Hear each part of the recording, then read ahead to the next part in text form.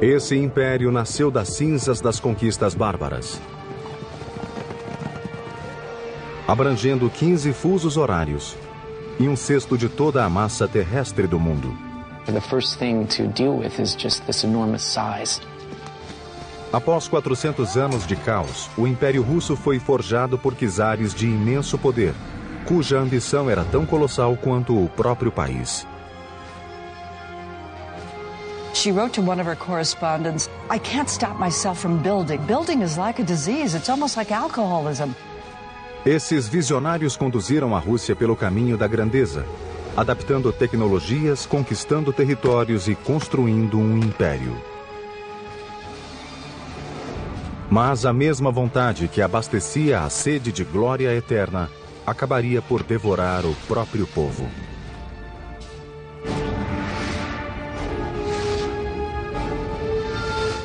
Construindo um império. Rússia. Moscou, 1480. Um czar resolveu alcançar um poder sem precedentes. Seu nome, Ivan III. Por séculos, seu povo estivera sob o tacão dos mais brutais guerreiros da Eurásia. Eram oriundos da Mongólia, os tártaros. Mas Ivan III resolveu que faria de tudo para derrotá-los. Sem hesitar, rasgou o tratado que o ligava aos tártaros e declarou que a Rússia lhe pertencia. Agora o futuro do povo russo estava em jogo. Se Ivan perdesse, todos pereceriam. Se ganhasse, a Rússia se tornaria a terra dos czares. Hello, I'm Peter Weller. Some say the history of Russia is a history of its great cities. Now, what we think of as Russia today actually began in the 9th century when a very diverse people started to coalesce around a single dominant clan called the Kievan Rus. The Kievan Rus were from the Ukraine, but they migrated here to a very forested area around many rivers and lakes and started a small trading hamlet called Novgorod, meaning new city. Oral tradition tells us that life in Novgorod was so chaotic and so tumultuous that the people actually invited a Viking warrior named Rurik from across the Baltic Sea to come here and establish order. Em Novgorod, o clã Rus de Kiev floresceu. Adotaram a religião e a tecnologia dos vizinhos, os bizantinos, e construíram novas cidades à medida que a população crescia. Um dos entrepostos localizado nas terras férteis do oeste chamou-se Moscou. Moscow, whose date of founding is officially given as 1147, was a small, essentially log fort on a river by the name of Moscow, Moskva. Enquanto isso, os membros do clã ficaram conhecidos como russos. Todavia, sem governantes nem defesas, as cidades russas eram alvo fácil para a invasão dos mais agressivos guerreiros, os tártaros. Em 1237, 120 mil cavaleiros tártaros atravessaram o rio Volga para invadir. Os primeiros russos não eram páreo para essa forte cavalaria. Por quase 24 meses, os tártaros devastaram a Rússia. Mas para as autoridades, a invasão foi uma oportunidade para negociar com os invasores e melhor reconstruir a cidade. Moscow's rise started in the 14th century, very clever, cunning, ruthless politics on the part of the Grand Princes of Moscow, who managed to ingratiate themselves with the Tartar masters and achieve the ability to collect taxes from the other Russian principalities. Sob a proteção tártara, Moscou começou a drenar os recursos das demais cidades. Os territórios anexados acabaram formando um só estado moscovita. Contudo, os líderes ainda tinham de pagar aos odiados guerreiros tártaros. Tudo isso mudou em 1462 com Ivan III. Ivan chegou ao poder resolvido a pôr um fim no domínio tártaro. Adotou o título de Grande Príncipe de toda a Rússia e concebeu um plano para derrotar os tártaros. Ivan, I think, had all of the characteristics he needed to be a good and successful Tsar and to earn the title the Great. He was ambitious, he was opportunistic, he was ruthless, he was smart. O novo czar começaria pelo casamento. E escolheu a princesa do império que lhe dera religião e arquitetura, Bizâncio. Com essa aliança, Ivan adotou o símbolo bizantino da águia bicéfala e chamou a Rússia de Terceira Roma. Em 1472, o czar começou a construir o próprio legado. Encomendou uma catedral que seria o sinal inequívoco de que a Rússia era uma potência para ser reconhecida. Os operários começaram a trabalhar na grandiosa obra nesse mesmo ano. Mas a Mãe Natureza tinha outras ideias. Em 1474, um pequeno tremor de terra sacudiu Moscou. 2 anos de construção viraram uma pilha de escombros. Erguida em pedra bruta sobre fundações frágeis, era um acidente previsível.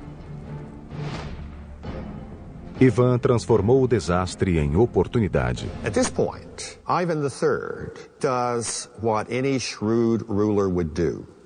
Find the best people. And the best people of that period, the 15th century, were in Italy. Ivan achou Aristóteles Fioravanti, conhecido e habilidoso mestre arquiteto da Itália.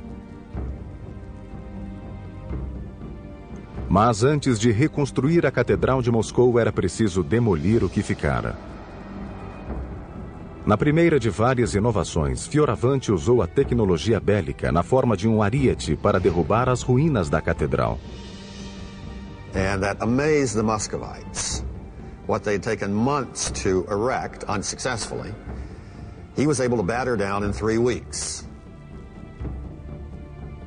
A seguir, Fioravanti iniciou a nova construção, que hoje é conhecida como Catedral da Assunção. Começou inspirado em velhas igrejas locais, mas deu-lhe toques de tecnologia ocidental.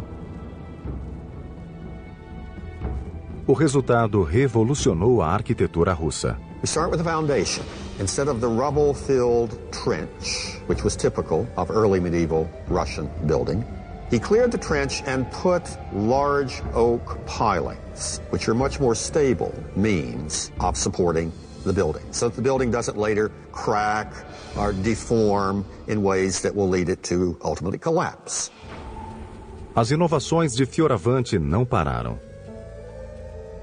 Em vez de empilhar pedras como de hábito, ele optou por desencontrar os blocos em amarração, a fim de conseguir maior estabilidade. Terminadas as paredes, ele se voltou à delicada e perigosa construção dos tetos abobadados. When you begin to vault the roof, there's an enormous amount of weight coming down on those walls. So the third element that he introduced was iron tie rods. Well, they were just iron rods that were inserted in the masonry and extended across at the level of the vaulting. It serves as an additional form of support. It ties the structure together. Por fim, em vez das cúpulas redondas de pedra tão comuns nas igrejas, ele introduziu tijolos mais leves e robustos, ensinando aos russos como queimar e assentar o novo material. So that from the pilings to the wall bonding, to the tie rods, to the upper structure, Fioravanti used a new set of techniques which had been mastered in Italy, but put them within the context of Russian symbols. Acabada, a catedral ficou com 30 metros de altura. Era admirável e imponente.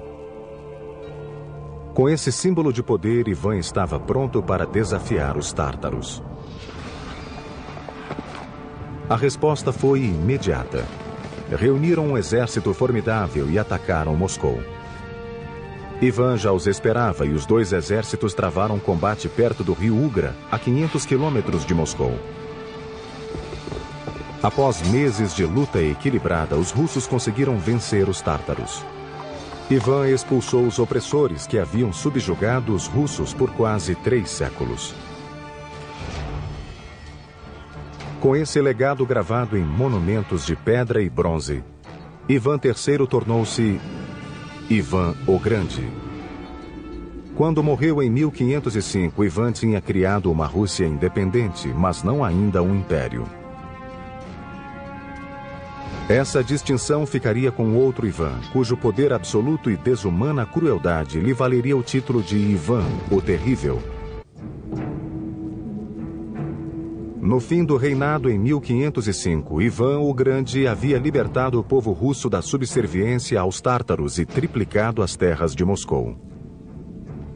In other words, it went from 15,000 square miles to 45,000 square miles, which was an enormous accomplishment in itself, and that would earn him the title the Great.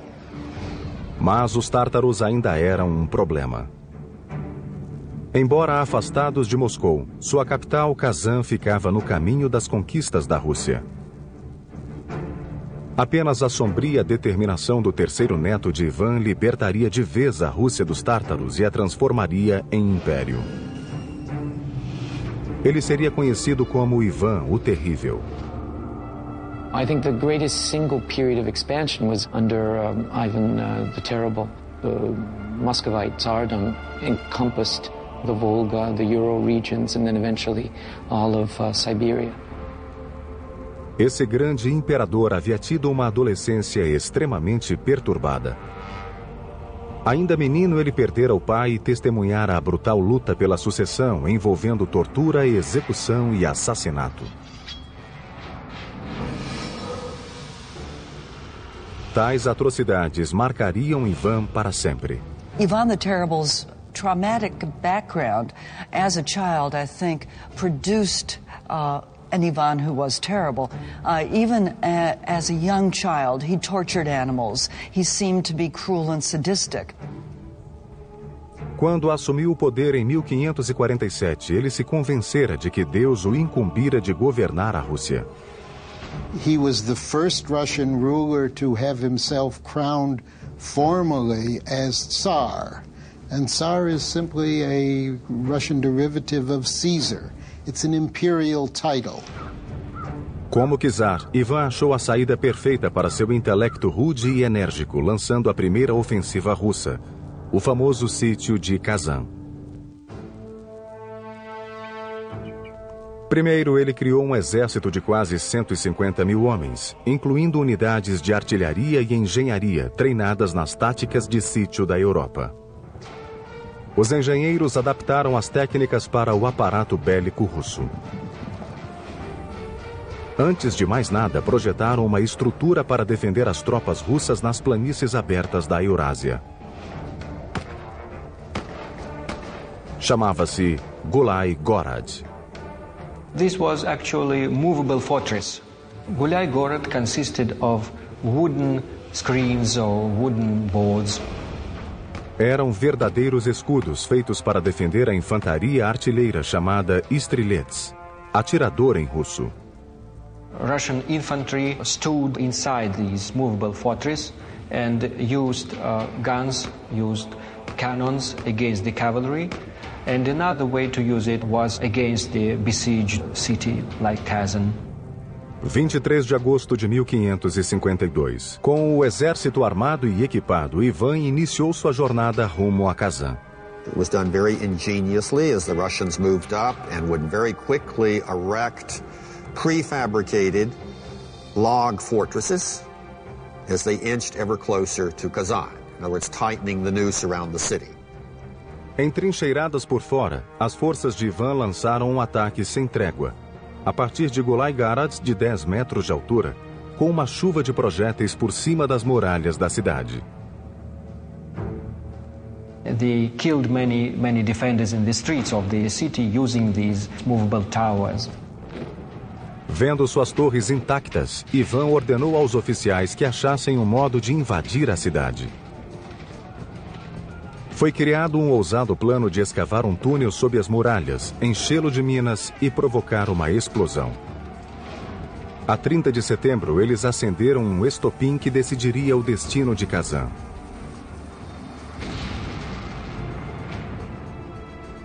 A força da explosão fez deter a batalha. That was the signal to the rest of the army, and all the regiments of the Tsarist army simultaneously started the assault of the fortress. Após 8 dias de sangrenta batalha, Kazan caiu. Ivan tornou-se um conquistador e a Rússia um império. This was a monumental feat because the taking of Kazan meant that Russia was incorporating the former Tatar lands to which she had been beholden. And Kazan opened the way for Russia to expand truly into an empire. It opened the way south to the Caspian and the Black Seas, and it opened the way east to Siberia. Em 1555, para comemorar a vitória, Ivan encomendou um monumento que se tornaria o símbolo do Império Russo. Hoje ela é conhecida como a Catedral de São Basílio. The Cathedral of the Intercession, which we know as St. Basil's, is based on the technology of brick towers that the Italians brought in and the Russians later adapted to create votive tower churches. Construída quase inteiramente com tijolos, a catedral compunha-se de 8 igrejas em uma. Seu desenho é geométrico, com as igrejas em volta de uma torre central, simbolizando os 8 dias do sítio de Kazan. Na década de 1580, foi acrescentada a característica mais distintiva da catedral. The onion dome takes its form, its image from that flare that occurs at its base. It rests on a cylinder called a drum, and from that cylinder, the top of that cylinder, it flares out very sharply, rises up, and then culminates in a peak. That is the onion dome. Os domos da São Basílio eram absolutamente únicos. Cada um foi construído em texturas diferentes com placas de metal pintadas à mão. A estrutura é de ferro. If you strip that metal sheath away, it would look something like a bird cage that had been squashed. So that you got the flare. O resultado foi um visual arquitetônico estonteante, nunca visto antes na Rússia. Em 1553, os domínios de Ivan eram os maiores da Europa. E ele se achava no auge do poder. Mas sua crescente paranoia e os punhos de ferro com que governava iam estrangulando lentamente o próprio império. Ele mergulhou em uma série de guerras dispendiosas e sistematicamente eliminava quem ousasse enfrentá-lo. A sombria insanidade de Ivan consumia o povo russo. Ninguém se sentia seguro, nem mesmo sua família. Another reason Ivan IV could be called the Terrible is probably the finale of his reign when he murdered his son, who was trying to protect his pregnant wife from Ivan's rage. Ivan bateu com tanta raiva na nora que ela abortou. Quando o filho foi interpelá-lo, Ivan voltou-se contra ele também, e num acesso de ódio matou-o de um só golpe.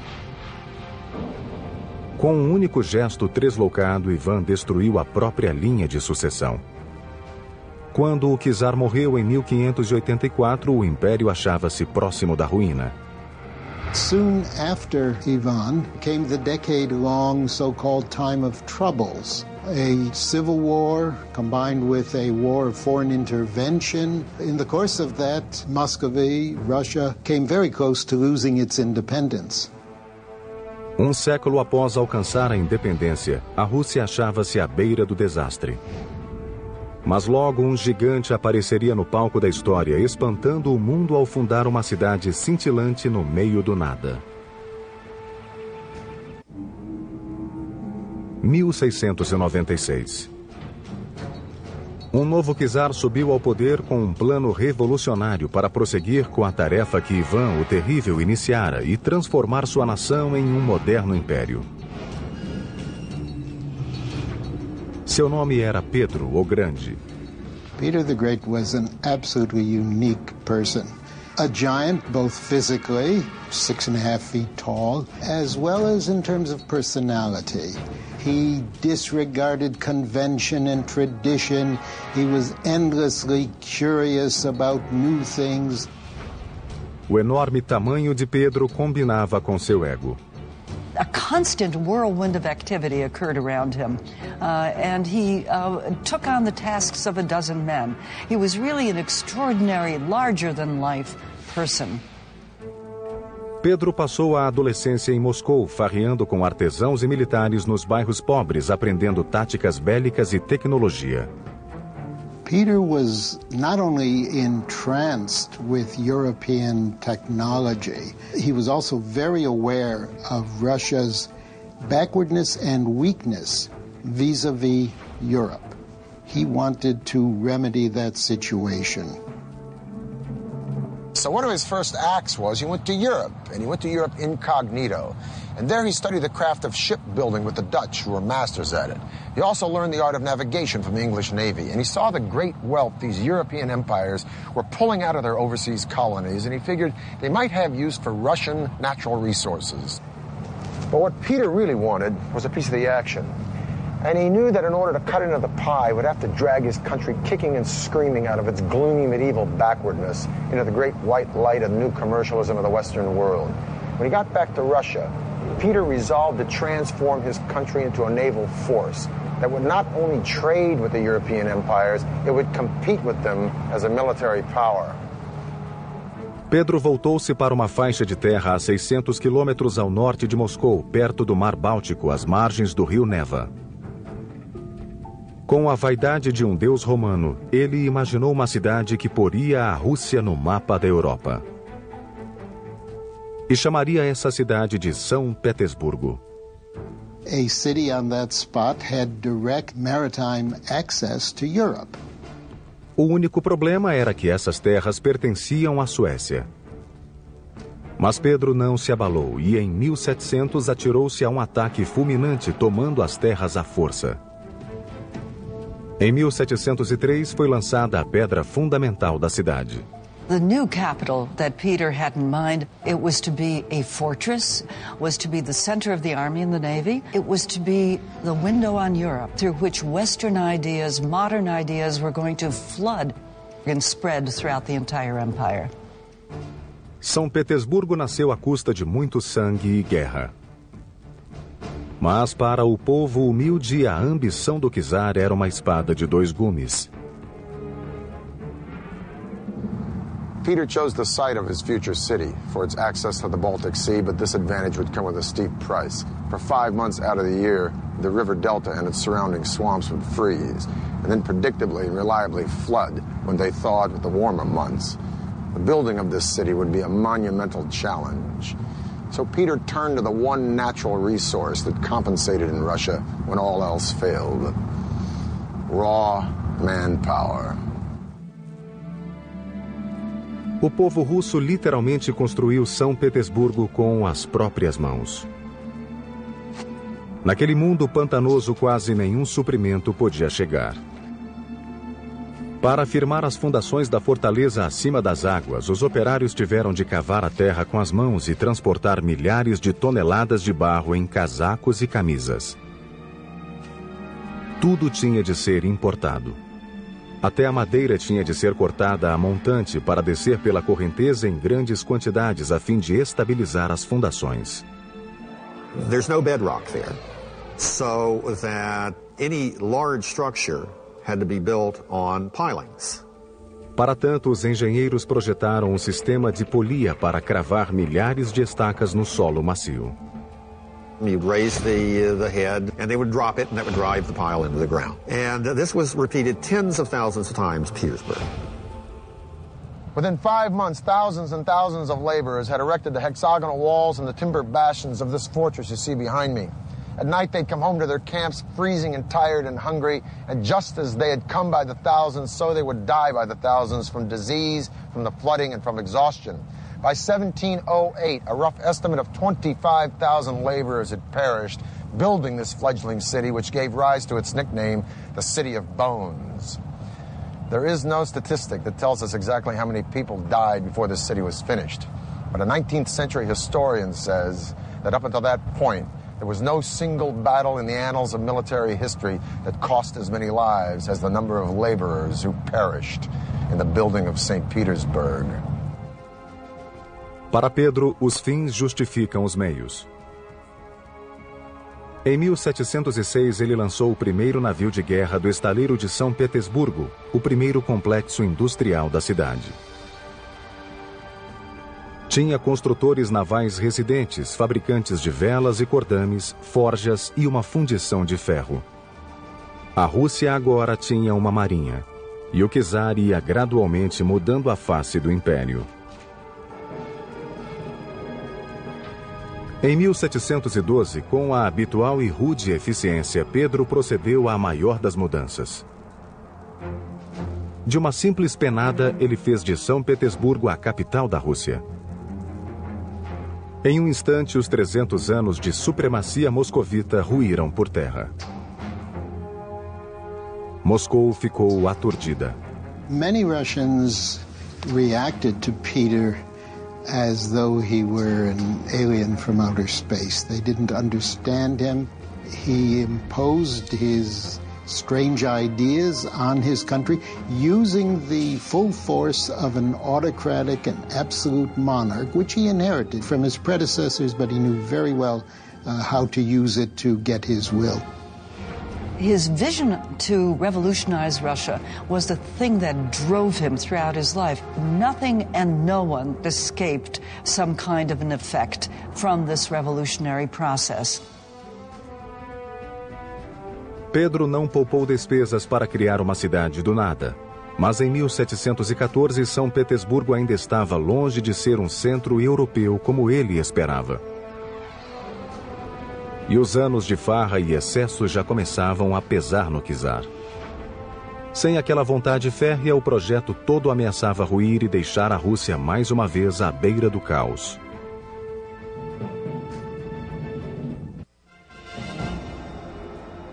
For decades, Peter the Great had been monastically focused on his twofold task of turning Russia into a great empire and St. Petersburg into its glittering capital, with one exception. He still held his legendary bouts of drinking with his buddies, but as always, his hard partying had very little effect on his relentless energy.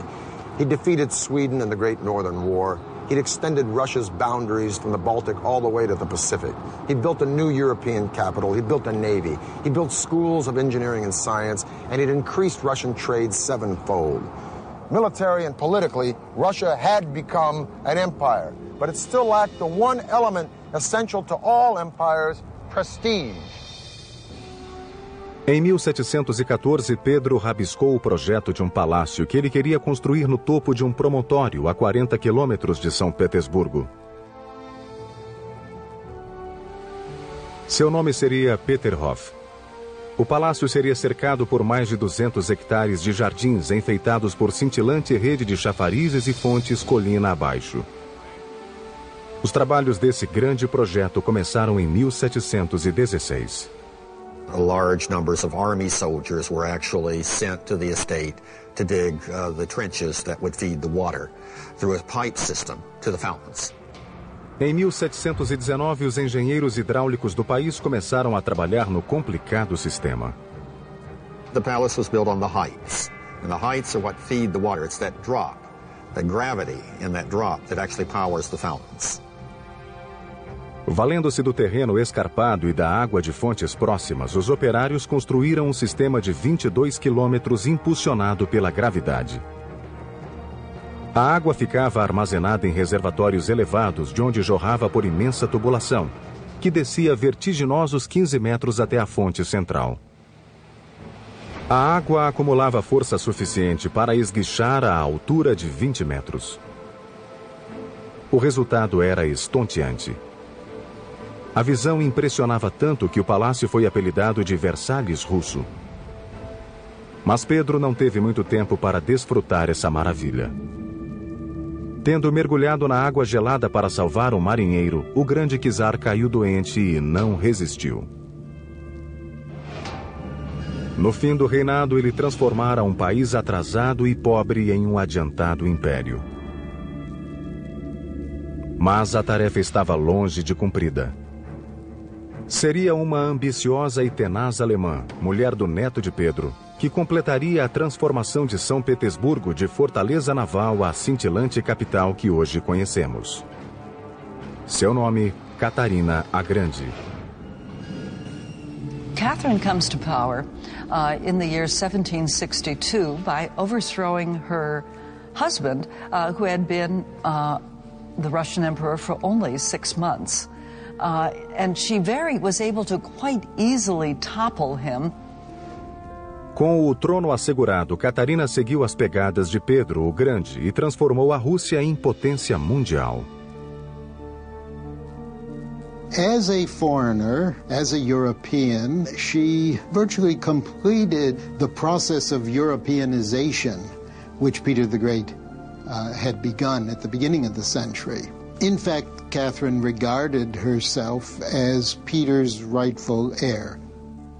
In the 18th century, in order to be a successful monarch, you had to expand your territory, and this Catherine did brilliantly. Catarina anexou cerca de 500.000 hectares de terras ao país, o que gerou vasta riqueza e expandiu o império para o tamanho da Rússia de hoje. Second, you were to introduce a wide-ranging program of reform, and this she did. Como prioridade, Catarina usou a imensa riqueza para modernizar a cidade. Ela se ombreou com grandes monarcas, oferecendo à imensa população humilde vários hospitais, medidas sanitárias, serviços básicos e escolas.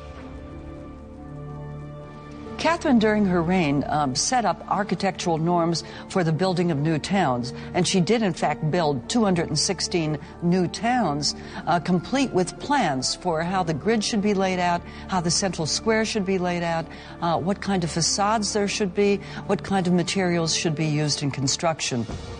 Mas o projeto mais bonito e prestigioso de Catarina foi a renovação da residência real. O mais extravagante monumento ao luxo e ao requinte. O Palácio de Inverno. Esse palácio tinha 3 andares que se estendiam ao longo de 200 metros. Por fora era decorado com 200 requintadas colunas e mais de 150 estátuas de mármore. Por dentro havia mais de 500 cômodos, quase 4 vezes mais que a Casa Branca. No curso de seu reinado, Catarina promoveu uma explosão de construções como jamais se vira até então. Com toda essa atividade, a czarina transformou Petersburgo em uma ostensiva e orgulhosa vitrina da cultura, riqueza e poder do Império Russo. She wrote to one of her correspondents, "I can't stop myself from building, but building is like a disease. It's almost like alcoholism." Mas a construção não era o único vício da czarina. Por trás das portas do Palácio de Inverno, Catarina exercia outra forma de patronato, cuidando de seus numerosos e geralmente jovens amantes. She was a hard-working woman. At night, she wanted to have male company. And there were a number of lovers. She treated them very nicely and very generously. She gave them land, she gave them serfs. Mas os luxos de Catarina e seu poder total, a ponto de dar seres humanos como presente, simbolizavam o abismo que separava a elite do trabalhador russo. Embora fosse gentil com os súditos, as reformas de Catarina não contemplaram muito o povo. No fim de seu reinado, em 1796, a Rússia era uma superpotência. O brilho do país, todavia, trouxe glória e atraiu inimigos. Em 1812, o mais ambicioso general da Europa empreendeu uma marcha de conquistas como nunca fora vista desde o Império Romano. E ele escolhera a Rússia como próxima vítima. Quando morreu em 1796, Catarina havia acrescentado 500.000 hectares de terras ao Império.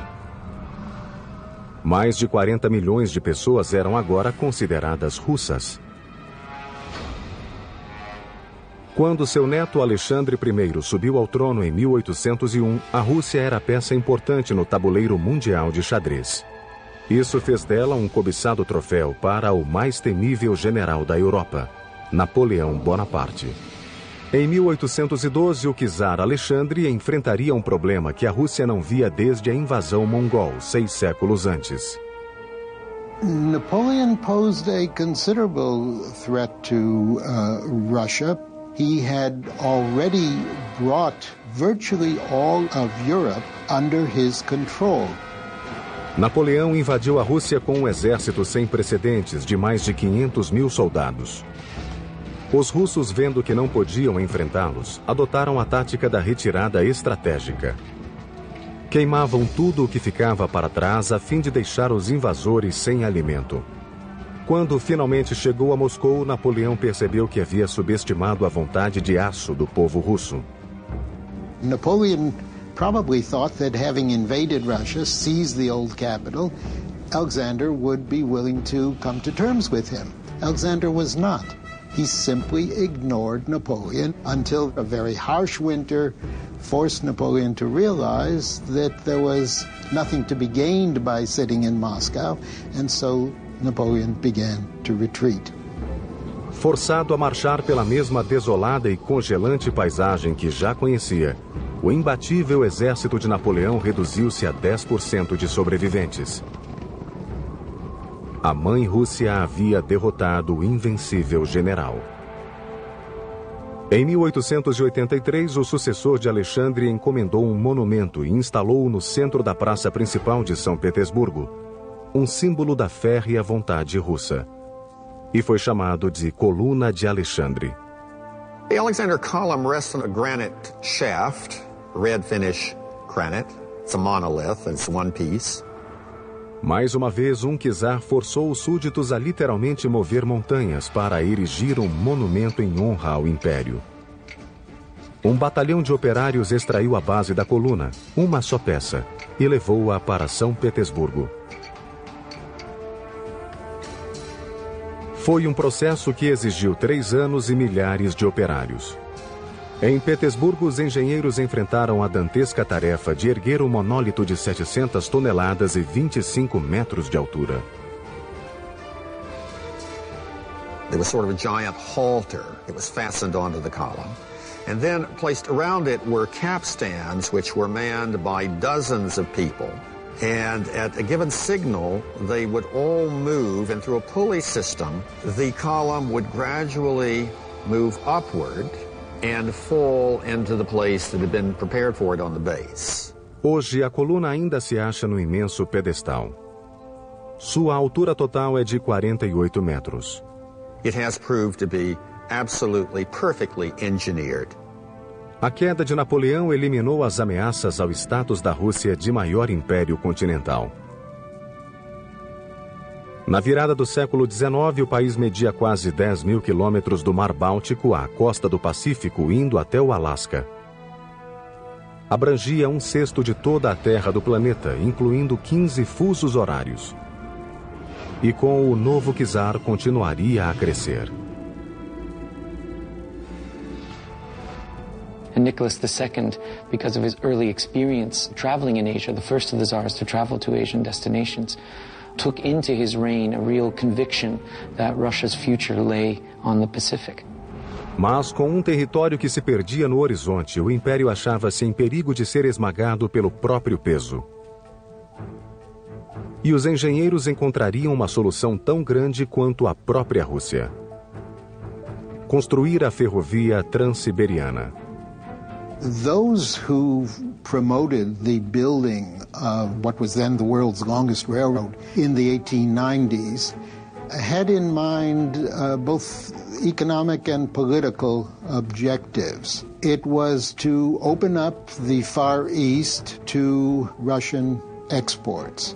At the same time, it was to establish Russian power in the Far East. A 31 de maio de 1891 foi assentado o primeiro trilho de uma ferrovia que transporia a distância de 9.200 quilômetros, o equivalente a atravessar os Estados Unidos 2 vezes. Tratava-se de uma façanha de engenharia jamais tentada antes. The question of how the railway was built is frankly one that makes you sort of stop in awe. A construção foi dividida em etapas que requereram milhares de operários, engenheiros, soldados e até presos para executar a tarefa. In a typical stretch of the railway cutting across vast areas of southern Siberian forest, an initial wave of workers would clear the land, felling the trees to open the path for the railroad. Then a great deal of labor would go into building necessary earth bulwarks to raise the rails. Then once the woods were cleared and the bulwark was established, the rails would be brought in and laid. O transporte de suprimentos para as planícies geladas era um problema, pois a ferrovia ainda não existia. Os trilhos eram colocados aos poucos e os operários usavam o trecho pronto para transportar o aço do oeste e continuar a construir etapa por etapa. And this process was repeated week after week, month after month, over all the years of the late imperial period. O extenuante trabalho foi um calvário para os russos. It was a very hard job to take, very hard job to take. I mean, you got to conjure an image of isolated wilderness that was transformed into rough and ready workers' camps with workers camped out under tents or in some cases in earthen dugouts, working for months at a time on stretches of track with relatively limited supplies in the winter, subject to extremely cold temperatures in the summer, to the terrific heat of Russia's continental climate. Em 1904, a ferrovia estava pronta. A Rússia tinha uma linha de comunicação com o Oriente e estava livre para tentar outra conquista, a da Ásia. The problem, of course, was that this put Russia into direct conflict with Japan, which had very similar political and economic objectives. This conflict of objectives led to war between Russia and Japan. Em 1905, a Rússia foi à guerra e sofreu humilhante derrota dos japoneses. Essa derrota avivou as chamas do crescente ressentimento contra o czar. Em 1914, o czar mergulhou o país em outra guerra. Uma guerra que dizimou grande parte da população. A Primeira Grande Guerra. Após séculos construindo o maior império do mundo à sua custa, o povo sentiu que chegava ao ponto de ruptura. A 15 de março de 1917, eclodiu a revolta. O czar Nicolau II foi deposto. Os quase 500 anos de poder absoluto dos czares ruíram por terra.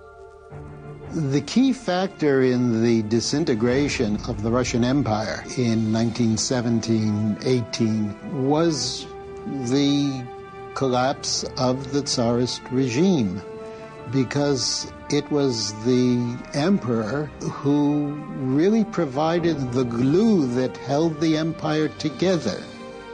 Os czares tinham usado o poder para erguer belas catedrais, uma cidade sobre pântanos, uma ferrovia que cruzava um continente e palácios suntuosos que até hoje não têm rivais.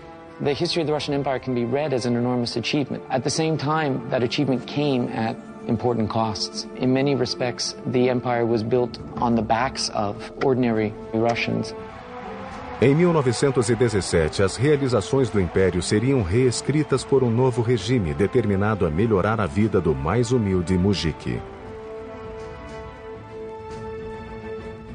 As the mighty empire grew, it would consume more and more of its own to build a palatial playground for the rich and an industrial hell for the rest. By the beginning of the 20th century, Russia's overworked and illiterate poor had had it. Broken by world war, incited by radicals, these people would rise up to demolish the Russia they had suffered for in a fiery revolution that would replace one colossal empire with another. I'm Peter Weller for the History Channel.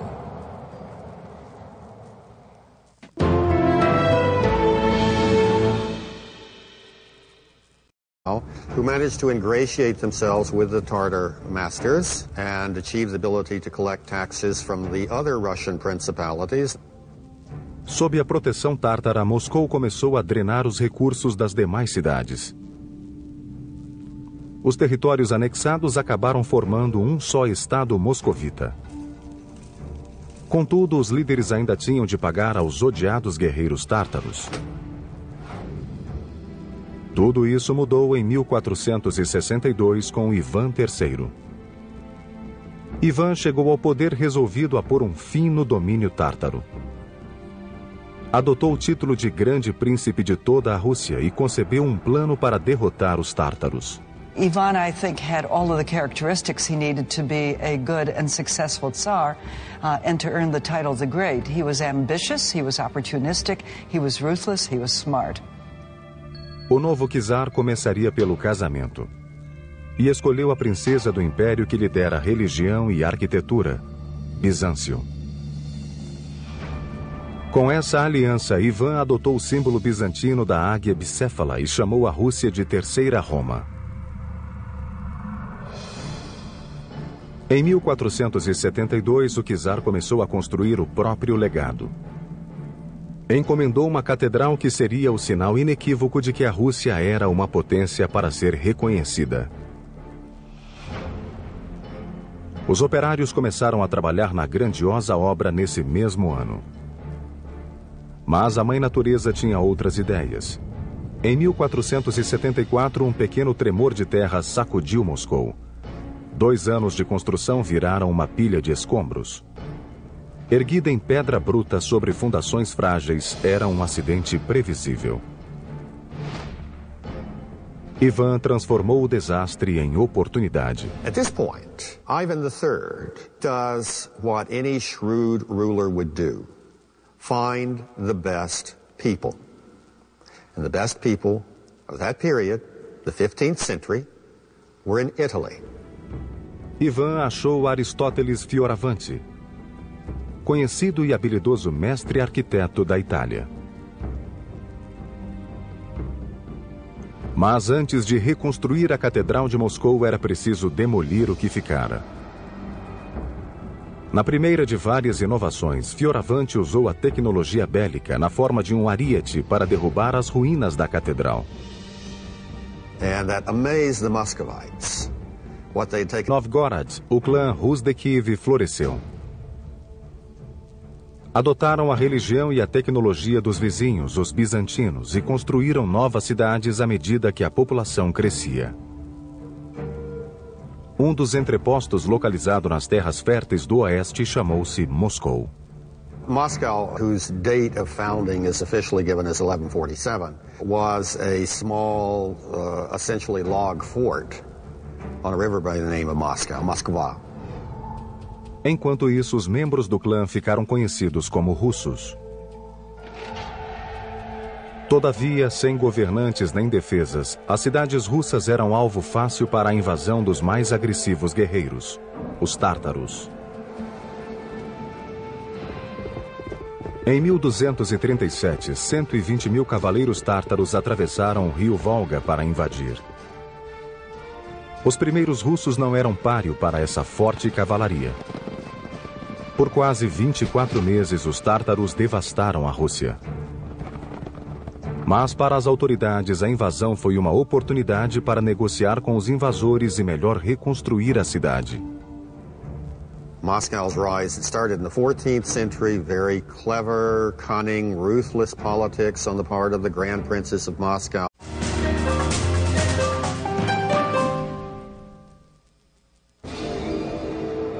Esse império nasceu das cinzas das conquistas bárbaras, abrangendo 15 fusos horários e 1/6 de toda a massa terrestre do mundo. The first thing to deal with is just this enormous size. Após 400 anos de caos, o Império Russo foi forjado por czares de imenso poder, cuja ambição era tão colossal quanto o próprio país. She wrote to one of her correspondents, "I can't stop myself from building. Building is like a disease. It's almost like alcoholism." Esses visionários conduziram a Rússia pelo caminho da grandeza, adaptando tecnologias, conquistando territórios e construindo um império. Mas a mesma vontade que abastecia a sede de glória eterna acabaria por devorar o próprio povo.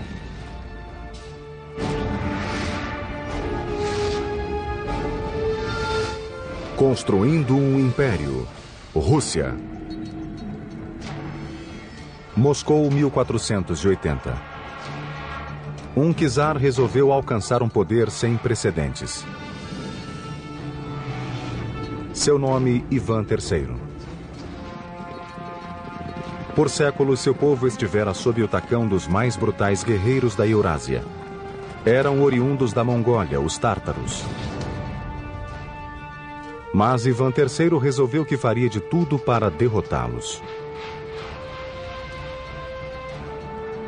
Sem hesitar, rasgou o tratado que o ligava aos tártaros e declarou que a Rússia lhe pertencia. Agora o futuro do povo russo estava em jogo.